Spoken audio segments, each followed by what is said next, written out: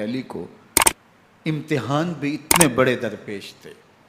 یاری تیری سونا پر ازمیشاں تیریاں اگ، سونا پرکھیا جامدہ ہے نال اگاں دے لگ. جتنا بڑا شخص ہوتا ہے اتنی آزمائشیں بھی بڑی ہوتی ہیں.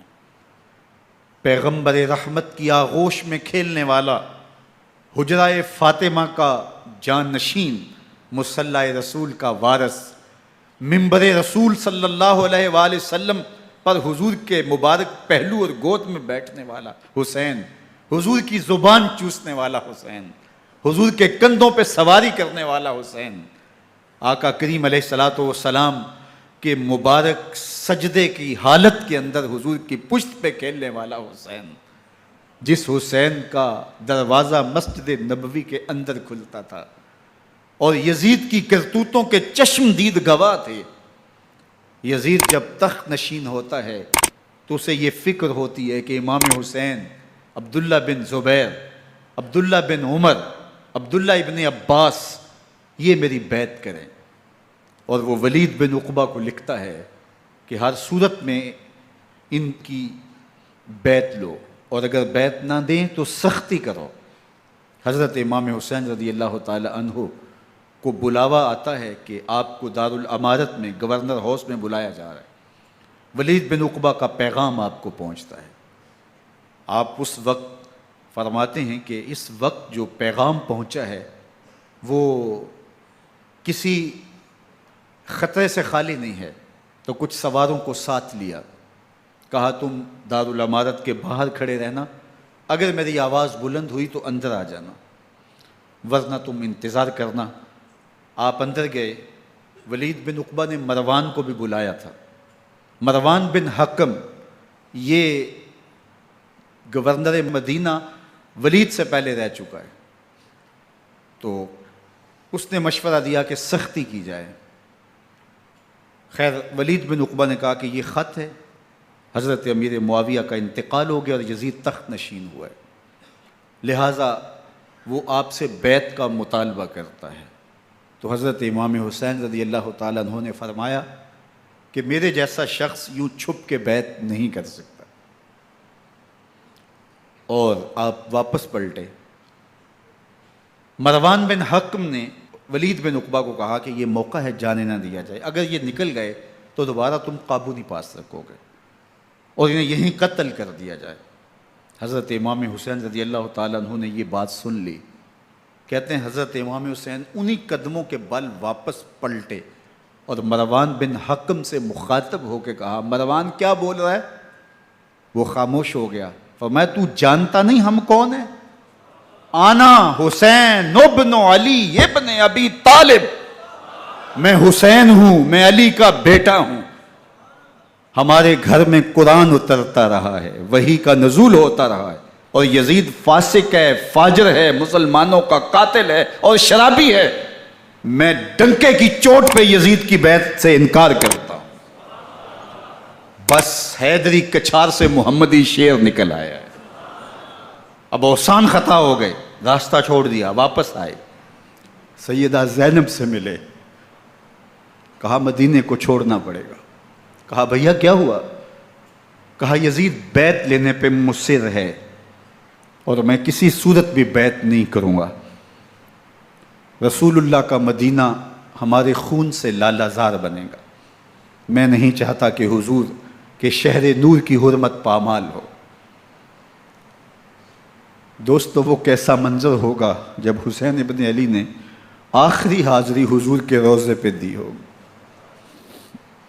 حاجی یا معتمر 10 دن کے لیے، 8 دن کے لیے، 20 دن کے لیے مدینہ المنورہ عارضی سکونت اختیار کرتا ہے اور حضور کے روضہ انور سے، اس شہر نور سے، ان گلیوں سے، ان بام و در سے ایسا مانوس ہو جاتا ہے کہ جب واپس پلٹ رہا ہوتا ہے ان دعاؤں کے ساتھ کہ دوبارہ آنا بھی نصیب ہو، اور اسے لگتا ہے کہ میں دوبارہ بھی بلایا جاؤں گا، لیکن اس کے باوجود شہر حبیب چھوڑنا قیامت سے کم نہیں ہوتا. اعظم چشتی مرحوم آخری بار جب حضور کے روضہ انور پہ گئے تو بیمار تھے، ویل چیئر پہ تھے۔ باب بقی سے باہر نکلے تو خادم سے کہا کہ میری ویل چیئر پیچھے سے کھینچو تاکہ میرا رخ روضہ انور کی طرف رہے، اور وہ پیچھے سے کھینچتا چلا جا رہا ہے۔ اور جب باب مکہ سے پیچھے جنت البقیع کے قریب سے گنبد خضرا نگاہوں سے اوجل ہونے لگا تو اعظم چشتی مرحوم نے کہا، جان بدن سے نکلتی ہے اعظم، جان بدن سے نکلتی ہے اعظم، کوئی آسان ہے مدینے سے جدا ہونا، کوئی آسان ہے مدینے سے جدا ہونا۔ یہ اس شخص کی کہانی ہے جو 10 دن 5 دن مہینہ 2 ماہ وہاں رہتا ہے اور پھر اس شہر کو چھوڑ کے آنا اس کے لیے آسان نہیں ہوتا۔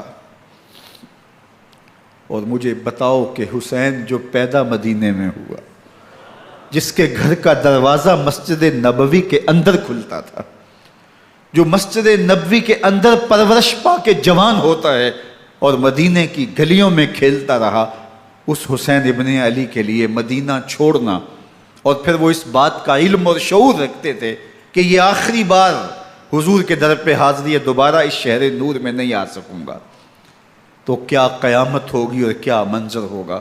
محمد بن حنفیہ کے علاوہ خاندان نبوت کے جتنے لوگ تھے ان سب نے شہر مدینہ کو الوداع کہا، اور رات کے موقع میں مدینہ المنورہ کو، مسجد نبوی کو چھوڑ کر کے مکہ کی جانب عازم سفر ہوئے۔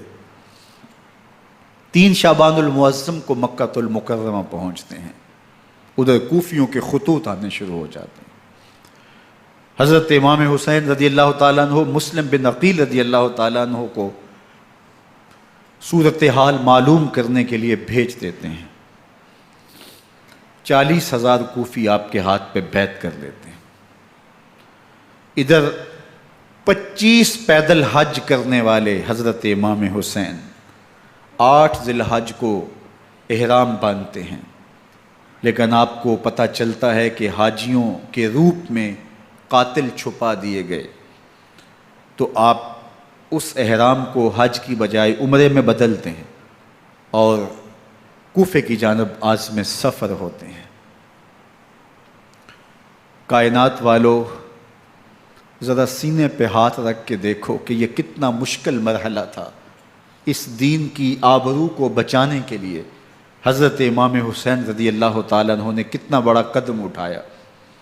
آپ کے بہی خواہ، دوست، احباب عبداللہ بن عمر یہ سارے روکتے ہیں۔ عبداللہ بن عباس کہتے ہیں حضرت نہ جائیے، الکوفی لا یوفی، کوفی کبھی وفا نہیں کرتے، آپ کے والد کو وہاں شہید کیا گیا، لیکن آپ ایک فرض کو نبھانے جا رہے ہیں۔ میرے غم گسارو، میرے مہربانوں، نہ روکو مجھ کو جانے دو، مجھے نانے کے دی کی ڈوبتی کشتی بچانے دو، میں جاتا ہوں کہ دنیا پر وفا کا نام رہ جائے، میں رہوں نہ رہوں پر عظمت اسلام رہ جائے۔ میں نہیں جاتا تو نبی کے گھر کی آن جاتی ہے، میں نہیں جاتا تو نبی کے گھر کی آن جاتی ہے، تمہارا دین جاتا ہے، میری غیرت ایمان جاتی ہے۔ حضرت امام حسین یہاں سے چلتے ہیں، ابھی راستے میں ہی پہنچتے ہیں کہ یہ خبر آتی ہے کہ کوفے والوں نے بے وفائی کر دی، حضرت مسلم بن عقیل رضی اللہ تعالیٰ عنہ کو شہید کر دیا گیا، نعمان بن بشیر معزول کر دیے گئے، ابن مرجانہ ابن زیاد وہاں متعین کر دیا گیا جو سخت گیر شخص تھا، اور اس نے لوگوں کو ڈرایا دھمکایا اور کوفے کے لوگوں کے دل بدل گئے اور وہ بیتیں توڑنے لگے۔ وہ منظر مسجد کوفہ کا کتنا دلگداز تھا۔ جب امام نماز کے لیے کھڑے ہوئے تو 40,000 لوگ آپ کے پیچھے تھا۔ جب سلام پھیرا اور امام نے دیکھا کہ پیچھے لوگ نہیں ہیں، پھر لوگوں نے اپنے دروازے بھی بند کر لیے۔ رات کی تنہائیاں ہیں اور حضرت مسلم بن عقیل کو کوئی پناہ دینے والا نہیں ہے۔ لوگوں نے دروازے بند کر لیے کہ کہیں ہمارے گھر میں نہ آ جائیں اور ہم مشقت اور حکومتی تشدد کا شکار نہ ہوں۔ کتنا دردناک لمحہ ہے حضرت مسلم بن عقیل رضی اللہ تعالیٰ عنہ پہ، اور پھر حضرت مسلم بن عقیل بے دردی سے شہید کر دیے جاتے ہیں۔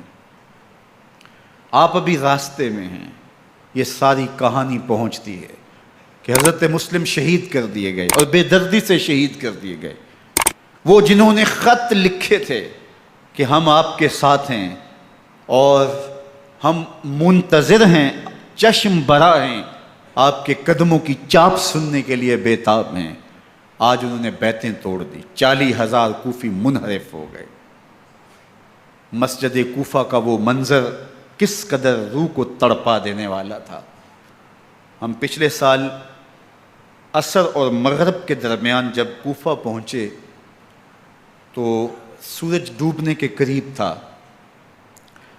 میں نے اپنی زندگی میں اتنا اداس موسم کہیں نہیں دیکھا جتنا اداس موسم کوفے میں دیکھا۔ ایسے لگتا تھا جس طرح کوفے کی آب و ہوا آج بھی شرمندہ ہے۔ جو مسلم بن عقیل اور خاندان نبوت کے ساتھ اہل کوفہ نے کیا، حضرت امام حسین رضی اللہ تعالیٰ عنہ کو ان کے بہی خواہوں نے، اعزاء نے، اقربا نے، دوستوں نے، آوان و انصار نے، ساتھیوں نے کہا کہ حضرت حالات یکسر تبدیل ہو گئے، اب ہمیں مراجعت کر جانی چاہیے، واپس پلٹ جانا چاہیے۔ تو حضرت امام حسین کافی سوچ بچار میں رہے۔ پھر اس کے بعد آپ نے فیصلہ کیا کہ ہم آگے بڑھیں گے۔ دوستوں نے کہا کہ حضرت اگر آپ آگے بڑھیں گے تو ہمیں لگتا ہے کہ وہ آپ کے ساتھ سلوک اچھا نہیں کریں گے اور آپ بچوں کے سامنے پیاس سے شہید کر دیے جائیں گے۔ تو حضرت امام حسین رضی اللہ تعالیٰ عنہ نے وہاں ایک خطبہ ارشاد فرمایا کہ لوگوں تم جو مجھے بتا رہے ہو مجھے اچھی طرح معلوم ہے، جو تم مجھے منظر پیش کر رہے ہو وہ میری نگاہوں میں ہے، اور جو کچھ ہونے والا ہے چشم تصور وہ منظر دیکھ رہی ہے۔ چونکہ حضرت امام حسین رضی اللہ تعالیٰ عنہ کی شہادت کی خبر حضرت امام حسین کے پیدا ہوتے ہی خاندان نبوت میں عام تھی۔ حضور علیہ السلام کو یہ بات جبریل امین نے آ کے بتائی تھی جب حسین ابن علی کے ساتھ حضور محبت کا اظہار کر رہے تھے، تو یہ جبریل امین نے آ کے کہا تھا حضور آپ کا یہ بیٹا عرض طف میں شہید کر دیا جائے گا، اور کربلا کی مٹی لا کے حضور کو دی اور ام سلمہ کو حضور نے عطا کر دی۔ حضرت ام سلمہ کہتی ہیں کہ ایک دن میں سوئی تو خواب دیکھا کہ حضور کے مبارک بال بکھرے ہوئے ہیں اور سخت پریشان ہیں، تو میں نے کہا کہ حضور آپ کی یہ کیا حالت ہے؟ وَبِيَدِهِ قَارُورَةٌ، اور حضور کے ہاتھ میں ایک شیشی ہے، فیہا دمن، جس کے اندر خون ہے۔ تو میں نے کہا حضور یہ کیا؟ فرمایا میں قتل گاہ حسین سے آ رہا ہوں اور یہ حسین ابن علی کا خون ہے۔ تو کہا 10 محرم کا دن تھا، دوپہر کا یہ منظر تھا، میں کیلولہ کر کے اٹھی، جب میں نے دیکھا تو وہ شیشی جس میں کربلا کی مٹی رکھی تھی وہ خون بن چکی تھی۔ تو یہ خبر پہلے دی گئی تھی، یہ بتا دیا گیا تھا۔ فرمایا میرے دوستو جو تم مجھے بتاتے ہو میں اس سے بے خبر نہیں ہوں، یہ سب کچھ ہونے والا ہے، لیکن اس کے باوجود میں کیوں جا رہا ہوں؟ تو آپ کا ایک تاریخ ساز جملہ ہے جو کربلا کے فلسفے کو ہمارے سامنے رکھتا ہے کہ یہ اتنا بڑا امتحان کیوں دیا۔ حضرت امام حسین رضی اللہ تعالیٰ عنہ نے فرمایا وَلَكُمْ فِيَّ أُسْوَةٌ، میں اس لیے جا رہا ہوں قیامت تک ظلم، جبر اور ناانصافی کے خلاف کھڑے ہونے والوں کے لیے کوئی نمونہ تو ہو۔ میری زندگی قیامت تک ظلم، جبر اور استحصالی نظام کے خلاف کھڑے ہونے والوں کے لیے نمونہ ہے۔ تو حضرت امام حسین رضی اللہ تعالیٰ عنہ نے حق اور باطل کے درمیان ایک سرخ لکیر کھینچ دی اپنے خون سے۔ اب حق اور باطل کا امتیاز کرنا مشکل نہیں ہے، کوئی باطل پہ اڑا رہے تو الگ بات ہے، لیکن امتیاز کرنا مشکل نہیں ہے۔ حدود بالکل واضح کر دیں۔ اقبال نے یہاں کتنی خوبصورتی کے ساتھ اس مضمون کو نبھایا۔ سرخ رو عشق غیور از خون او، شوخی این مصرع از مضمون او، تا قیامت قطع استبداد کر، موج خون او چمن ایجاد کر۔ ایک جہاں آباد کر دیا، حق اور باطل کی راہیں اجال دی۔ اب لوگوں کو یزید کا چہرہ پہچاننے میں دیر نہیں لگتی۔ وقت کے ہر یزید کا چہرہ آسانی سے پہچانا جا سکتا ہے، یہ معرفت زمانے کو کروائی کس نے؟ حسین ابن علی نے کروائی رضی اللہ تعالی عنہ۔ تو حضرت امام حسین نے فرمایا کہ جو میرے ساتھ ہونے والا ہے میں اچھی طرح جانتا ہوں، لیکن میں اس کے باوجود آگے بڑھوں گا۔ پھر بڑھے اور کربلا میں جا کے خیمہ زن ہو گئے۔ 7 محرم کو پانی بند کر دیا گیا۔ پانی بند ہوا تو کھانا بھی میسر نہیں تھا، لیکن ذکر پانی کا ہوتا ہے اس لیے کہ کھانے کے بغیر انسان کئی دن کاٹ لیتا ہے، لیکن پانی کے بغیر گزر نہیں ہوتی۔ تو فرات کی نہر سامنے اپنی موجوں کے ساتھ چمک رہی ہے، لیکن ایک قطرہ آب بھی آل رسول کو نہیں دیا جا رہا۔ کائنات کے اندر ایسے انوکھے امتحان بھی ہوتے ہیں۔ وارث ہوں ساقی کوثر کے، مالک ہوں حوض کوثر کے، اور بیٹے ہوں ساقی کوثر کے، اور آج ایک بوند پانی کی بھی میسر نہ ہو۔ صبر کا امتحان ہے، عزیمت کا امتحان ہے۔ حضرت امام حسین رضی اللہ تعالیٰ عنہ خیمہ زن ہو گئے۔